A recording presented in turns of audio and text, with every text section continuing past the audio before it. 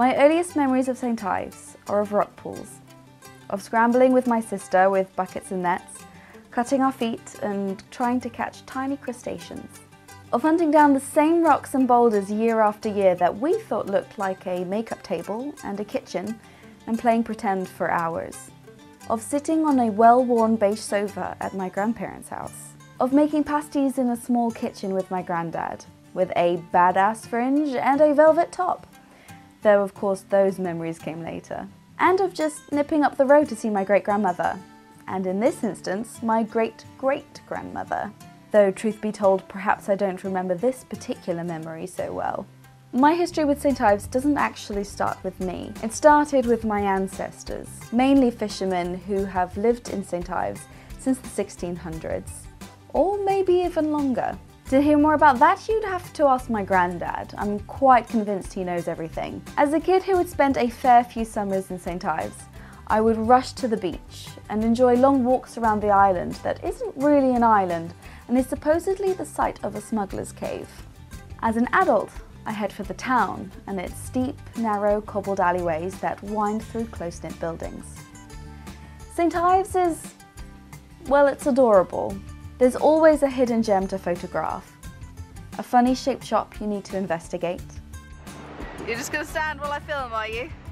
A window full of local artwork, and friendly signs to let you know that the shop owners have just popped out for a bit and will be back soon.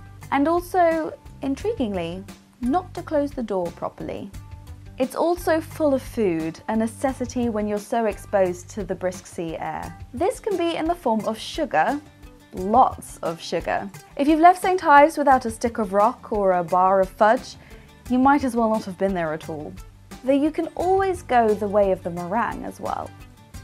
Most famous of all, a trip to St Ives is not complete without a pasty from Philps. Specifically Philps, though failing that, a pasty from Warren's Bakery eaten on the harbour front will do. Though don't tell my grandparents, they would never approve of such a betrayal. Eating pasties in the open is actually considered rather dangerous in St Ives, because you're probably going to have to fight off St Ives' most common bird of prey, the seagull. When we visited at the close of 2016, it was the first time for many, many years that my family, my dad, my mum, my sister and I, had made the trip down together.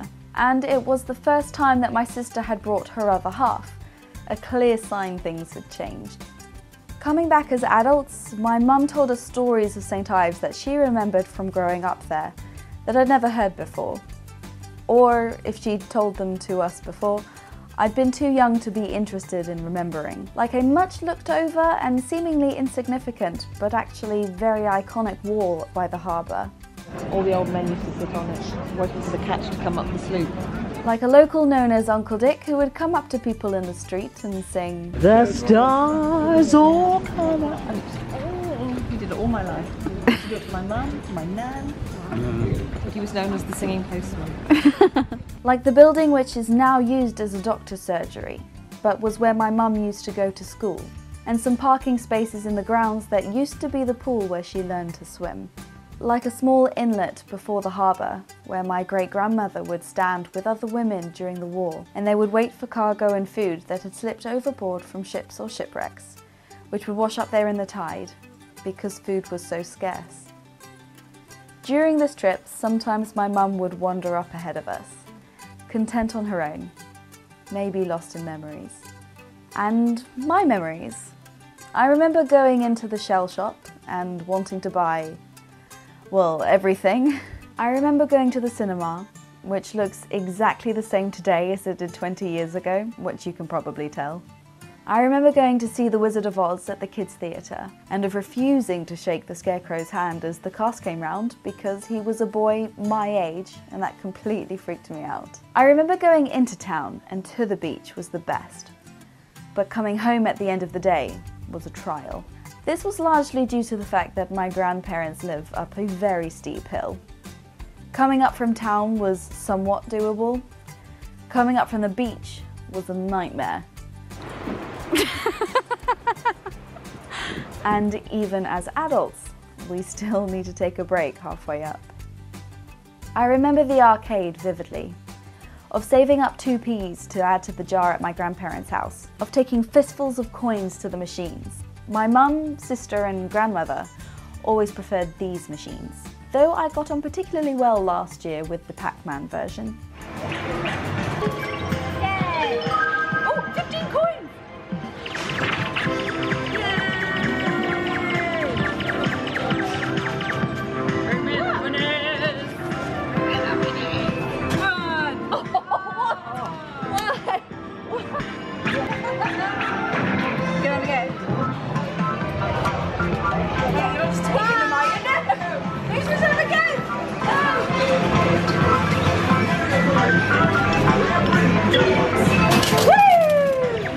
I was also heavily defeated at air hockey, though in my defence it was 2-1.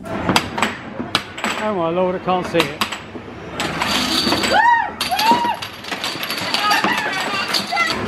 Your coat's helping you defend it.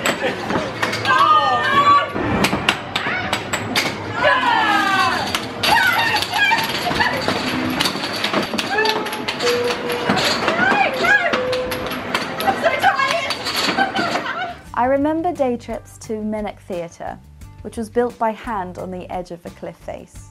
These trips were back in the day when I didn't really know of Shakespeare, and certainly couldn't recite one of his sonnets off by heart. I didn't film that bit, which is a shame because I very much impressed about 20 visitors who weren't expecting my performance.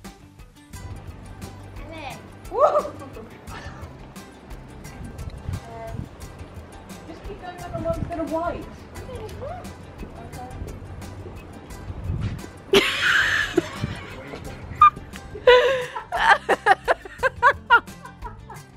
Actually, your woman friend is doing crazy. Your woman friend. Stuff like that. I wouldn't worry about it. What's she doing?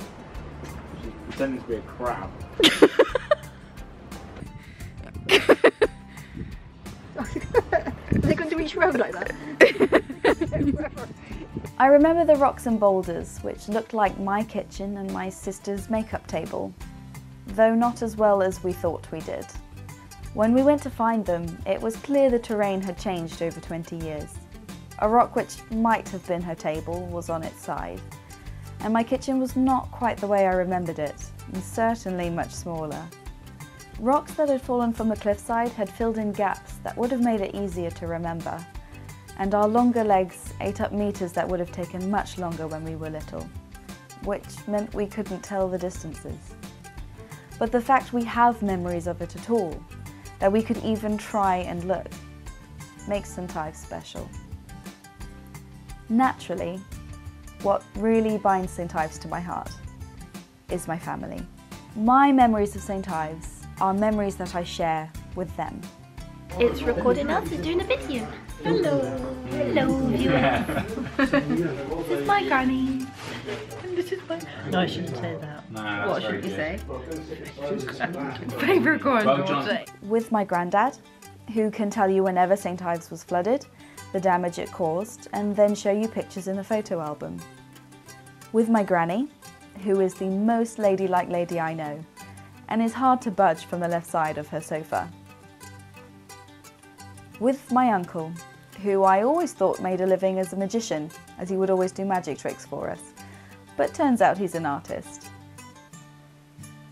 With my aunt, who always seemed like such a grown-up, that I used to wonder why she put up with my Uncle Stephen, who always seemed so goofy.